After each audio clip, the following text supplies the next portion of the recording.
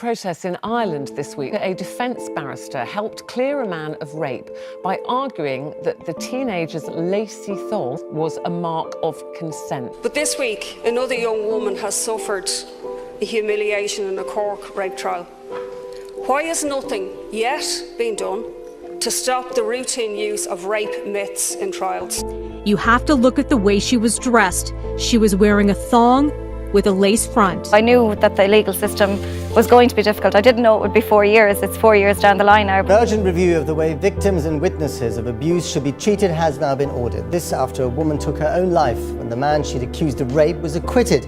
Tracy Shelby threw herself off a roof in Rochdale days after the verdict. The Greater Manchester Police Commissioner Tony Lloyd described the court process as brutal and said that many rape victims described going through it as being as traumatic as their original ordeal.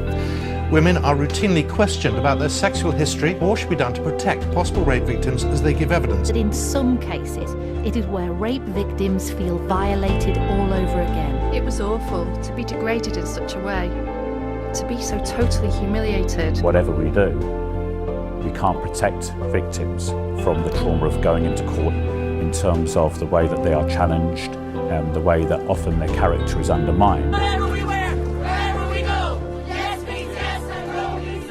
Women in this country are getting a little bit weary at the routine victim blaming going on in Irish courts. They have to go over all those horrendous memories of the attack when they come to court. Well, I think it's been widely acknowledged for a very long time now that victims of rape and sexual assault have not been well served by the criminal justice system. Things that they asked me were, how many previous sexual partners had I had? Now, the Home Secretary has said victims could be put off giving evidence after the pressure became too much for one woman, Frances Andrade. We stand in anger, in fury, after yet another trial where a woman was used as evidence of consent. If we have a safer environment in law courts, people are more likely to report rape. Never be presumed. Consent! Silence is not consent.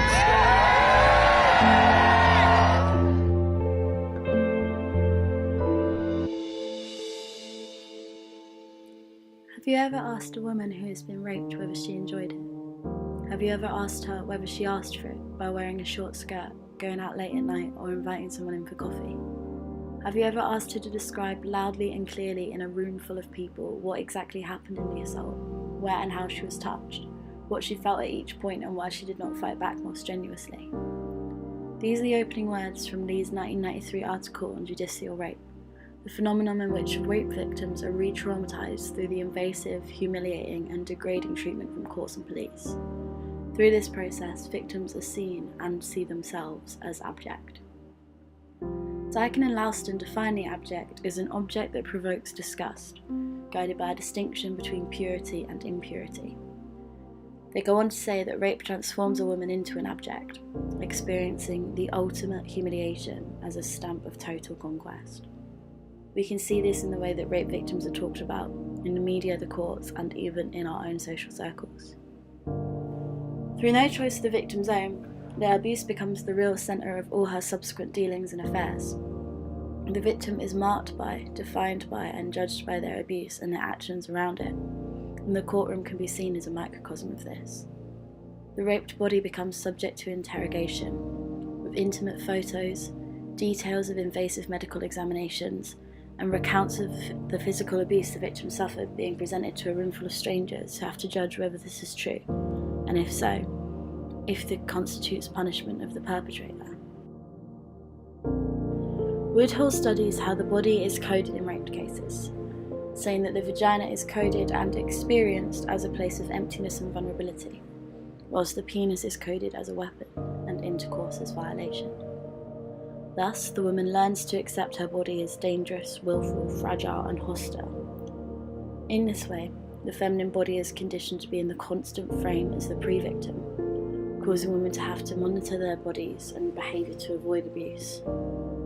Lee demonstrates how this creates rape as a public mechanism for self-control, so that rape and the fear of it act as a strong form of social control over female sexuality and independence. Through the discourse of the pre-victim, Cahill notes how prosecutors in courts use the victim's body in defence of the sexual offender. She was somewhere she should not have been, moving her bodies in ways she should not have, carrying on in a manner so free and easy so as to convey an utter abdication of her responsibility of self-protection, that is, of self-surveillance. We as a society other the raped body, create a delineation between the clean and the dirty, the pure and the tarnished. We look at the raped body and say, this could never happen to someone like me. As such, the raped body becomes othered. So what are the consequences of this, for the victims and for wider society? Sexual assault victims are at a much higher risk of mental health problems and suicide, and recent news stories show how taking one's abuse to the court can just worsen this, causing feelings of judgment, blame and re-traumatisation in the victim. On a wider scale, rape trials serve to recirculate the discourses that disadvantage and discriminate against women. The same rhetorics used in court can also be seen amongst our peers, guised in a language of slut-shaming and victim blaming. Just like in a trial, the onus lies in the women to protect themselves, to manage their bodies in such a way that is not seen to invite assault, and that if or when anything happens, she will not be the one to blame. Thus, it can be argued that the objection of the raped body can be a reflection of the objection of the female body. Just as in most social ills, this issue is an intersectional one. For example, Kennedy found that rape trials with black victims are much less likely to receive a guilty verdict, and if this does happen, jurors recommended far more lenient sentences to the perpetrator. Field found that characteristics such as class, physical attractiveness of the victim, sexual experience of the victim, and perceived intelligence of the victim were all contributory factors into how certain bodies are treated in court. A case study of this would be the treatment of the victims in the Rochdale grooming scandal. Because of the age, intelligence, and social class of the victims, there was a struggle to even get the case to court, and once it finally did, prosecution used discriminatory and derogatory language towards the teenagers, suggesting they invited the assault out of a desire for alcohol, takeaways, and £10 notes they would receive as payment. Of course, it must be noted that not all rape victims are women, and not all rapists are men. Indeed, the objection of the male rape victim is also observable, although admittedly less researched. Discourses around raped men often feed back into ideas of masculinity and femininity, with abused men saying they felt emasculated by their abuse and the subsequent treatment from the legal system. Furthermore, Watley et al. Found that people attributed a higher sense of blame on male rape victims than female, claiming that men should be able to defend themselves more than women can. In conclusion, we can see how the court reflects and recirculates society's objection of the rape body.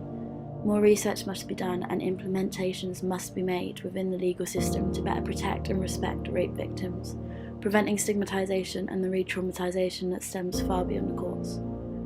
It is only when this happens that more victims will feel safe bringing their abusers to trial and ultimately getting the justice that every victim deserves.